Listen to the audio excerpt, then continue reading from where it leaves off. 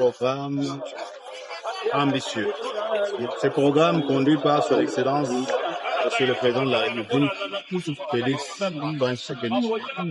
Ce programme consiste à doter notre pays des infrastructures dignes. Kinshasa est notre capitale.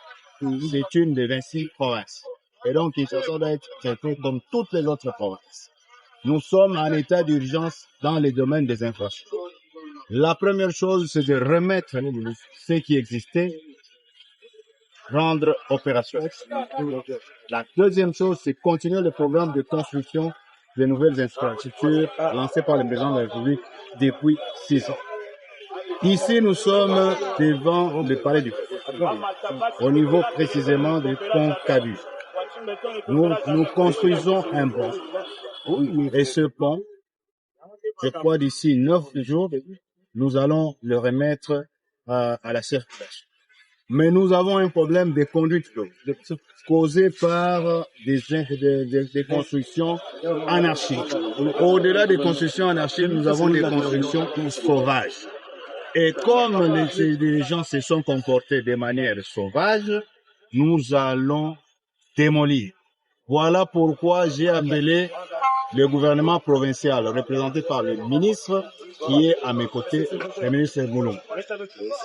Nous allons démolir. Le gouvernement central a déjà donné l'argent. Je viens de donner l'argent pour démolir, remettre l'État congolais dans ses bons, protéger les populations. Vous avez vu hier et avant-hier, il y a eu la pluie. Les canalisations sont déjà sélectionnées, mais l'eau ne pouvait pas circuler. Il s'est jeté dans la rivière Kalamou parce que des gens ont construit de manière sauvage. Aux sauvages, la démolition. Nous avons donné des moyens. Voilà pourquoi nous venons.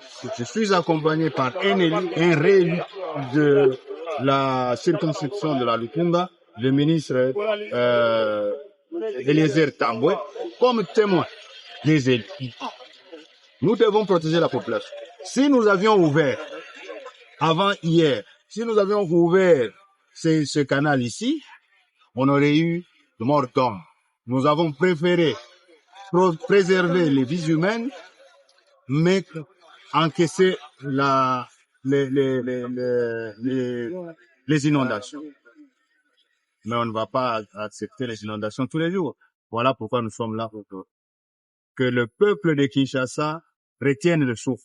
Maintenant, tout celui qui a construit sur un collecteur, sur une conduite d'eau, nous allons casser.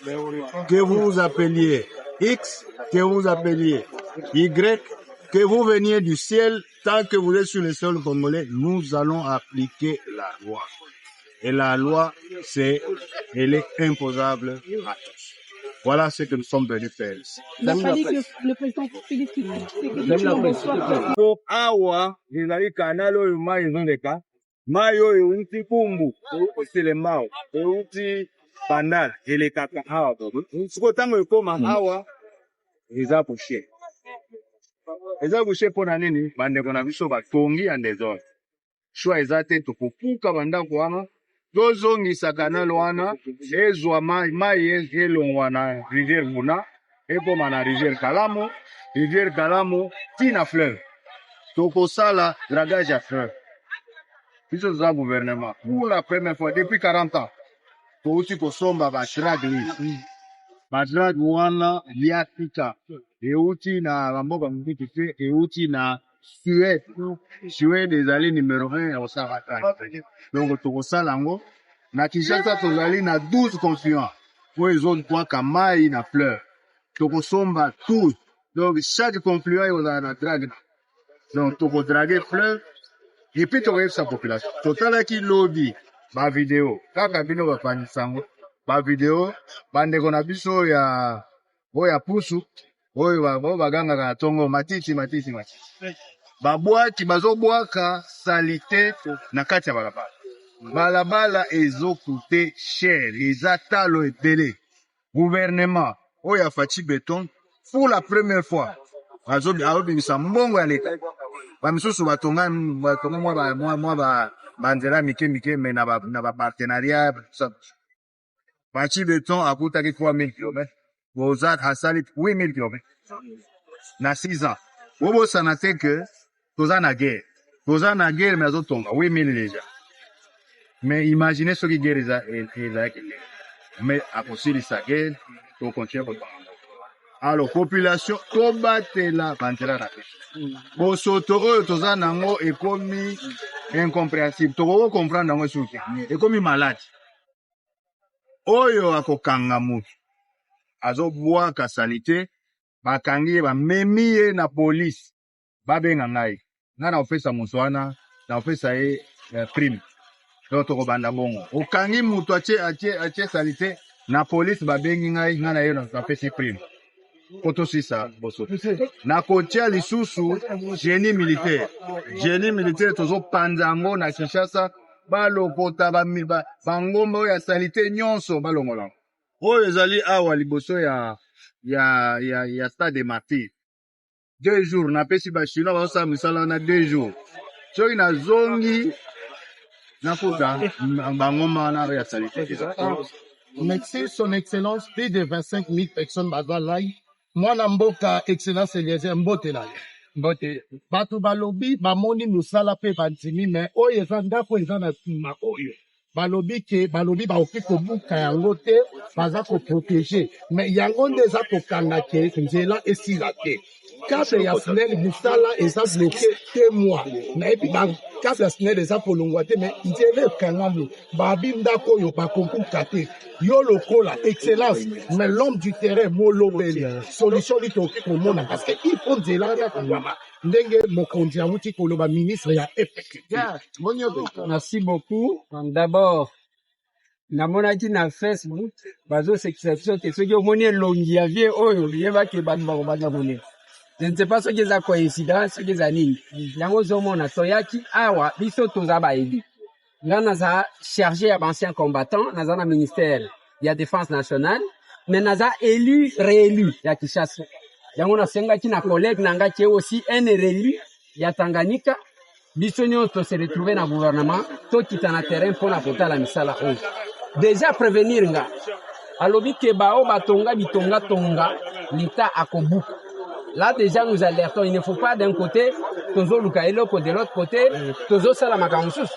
Aoutu ko pese exemple bazo tonga nzela okomona Kinshasa ko bonga te eza salite mais yo kamati biloko te na kanivo komi balabala eza normal te awa eza concession ya poste mais ce qui poste batonga na kanivo notre collègue José Mpanda oyo aza ministre ya domaine wana tokopenga ya koya awa tokobuka pas question ya kosala soki leni donc ngate mutu na kobuka bangonde bakolo domaine owa.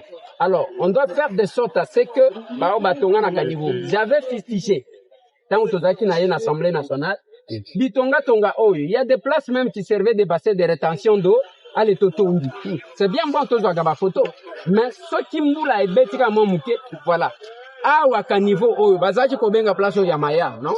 Alors, tant bazo tonga stade, bazo tonga palais du peuple, ba canaliser mai za ko tonda wadi. Alors bitonga tonga ezo sala ke mai ezali kotambola malamu te alors que parmi biloko nzamba kela ya makasi eloko eleki mai ezate mai soki okwaki salite azotolere mokolo mosusu akozongisela yo salite c'est ça l'eau. Donc tokiti lelo awa na qualité ya un élu de Kinshasa j'ai dit de placer mon collègue ya ITP que toya total la ndenge misala d'abord les évoluer parce que on ne doit pas se limiter à balancement de travaux misala ici la gâté. Koto eba kezo tambola malamu pour que babalabala efon.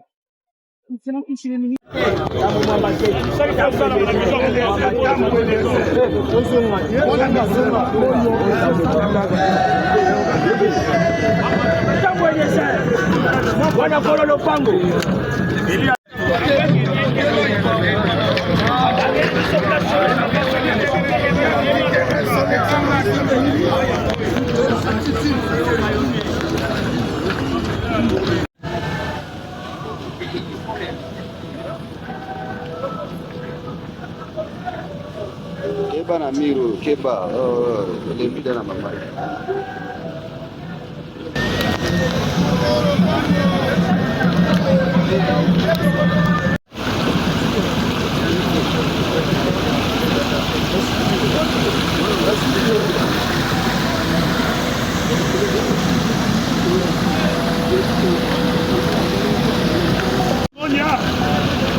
Boyende Zalaka, votre côté merci. Boyende Zalaka, comme on a béni à RDC, autant comme on a ministre de l'Infrastructure, na ministre de Eliezer, parce que sur le terrain pour Angela, il y a comme la ville à presque 4 ans. Pour on va salir et pour ça la 100 ans. Depuis Congo, c'est la première fois pour Oye Salama. Dernièrement, la côte qui n'a pas été qui n'a pas ça matin, mais tout le monde qui secret. Un grand merci. Son Excellence, le président de la République, merci.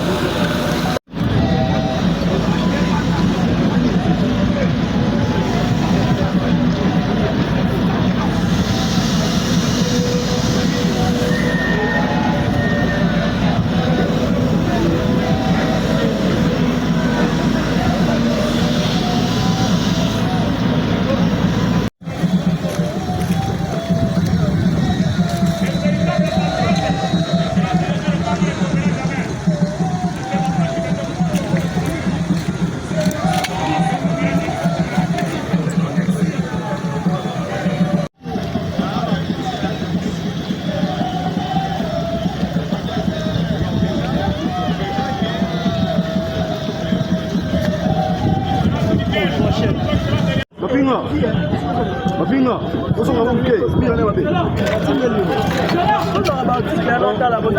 Mwende kilo.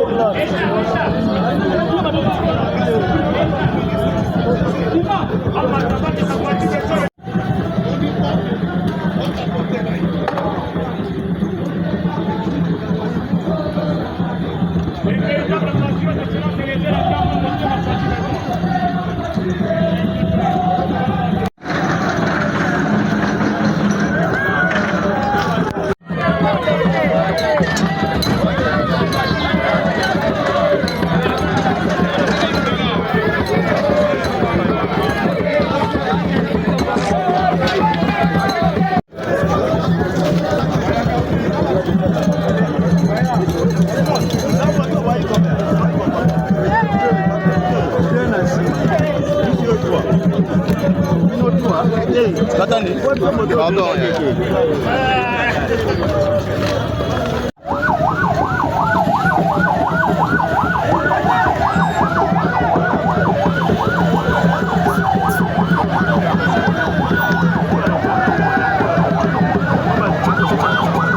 Madonna.